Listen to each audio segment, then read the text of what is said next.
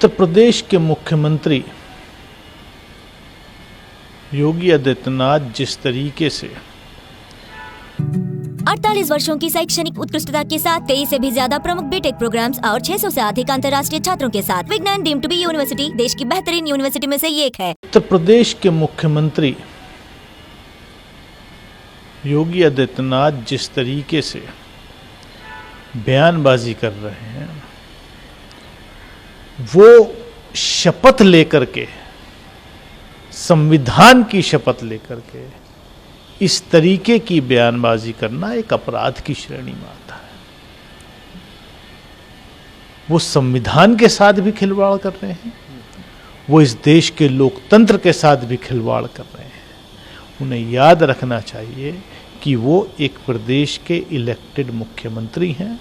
उनकी जिम्मेदारी सबको समान निगाह से देखने की और सबको समान न्याय देने की, लेकिन वो जिस तरीके की भाषा का प्रयोग कर रहे हैं वो एक गली कूचे वाली भाषा है। एक मुख्यमंत्री से, निर्वाचित मुख्यमंत्री से इस तरीके की भाषा का जो है कि अपेक्षा नहीं की जा सकती। मैं शर्मिंदा हूं कि वो मेरे प्रदेश के मुख्यमंत्री हैं। सर, आपकी बात की, उस मन की बात में उन्होंने छठ पर्व को लेकर कहा और तो कहा कि हम इसको यूनेस्को की धरोहर के तहत जो है शामिल करने की के लिए आगे काम कर रहे हैं। क्या इस कदम से बिहार के लोग खुश होंगे, आपको लगता है?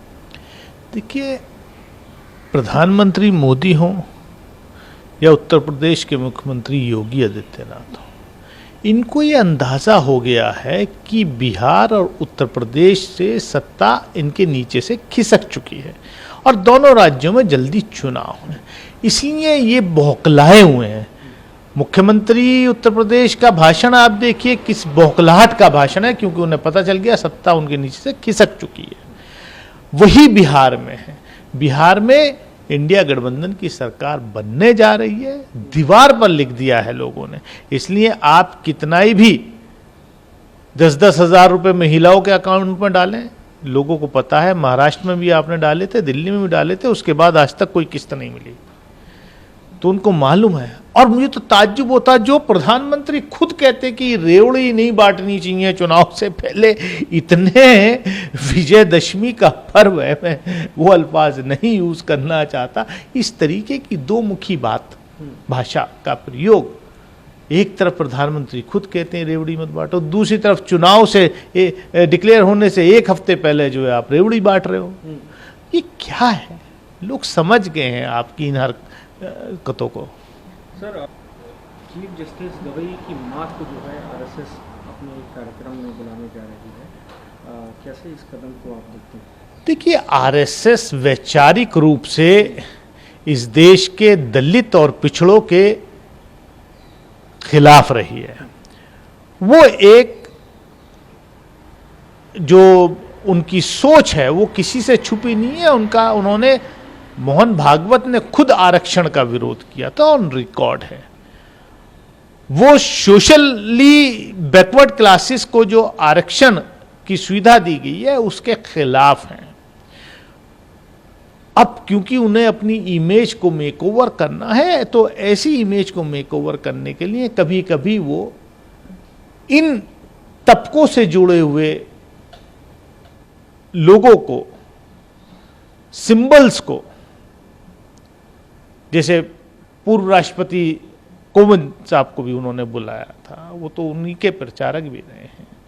अब जो चीफ जस्टिस ऑफ इंडिया की मदर हैं उनको बुलाया है, तो मतलब वो सिर्फ अपने जो उन्होंने 100 साल में पाप किए हैं, उन पाप को धोने की कोशिश जो है वो कभी कभी करते रहते हैं। सर, अलग अलग तरीके के बयान आ रहे हैं। यूएस कॉमर्स ट्रम्प के सहयोगी हैं हार्वर्ड में, उन्होंने साफ साफ कहा कि भारत और ब्राज़ील को सुधारने की ज़रूरत है, इन्हें अपने बाज़ार हमारे लिए खोलने होंगे। ये जिस तरह की भाषा का इस्तेमाल किया जा रहा है, कितना उचित है? देखिए, क्या है कि जब आप स्वयं ऐसी भाषा बोलते हैं, आप देखिए उत्तर प्रदेश के मुख्यमंत्री कैसी भाषा बोल रहे हैं, देश के प्रधानमंत्री कैसी भाषा बोलते हैं, चुनाव।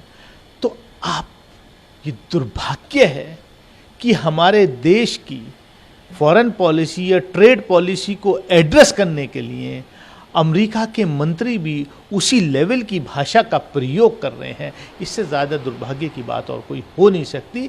मोदी सरकार के नेतृत्व में इस देश की जो साख, इज्जत गिरी है, वो पहले कभी ऐसा नहीं हुआ है।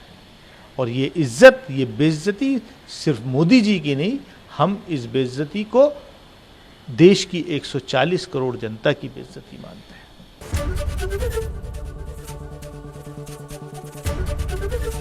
एबीपी गंगा, खबर आपकी, जुबान आपकी।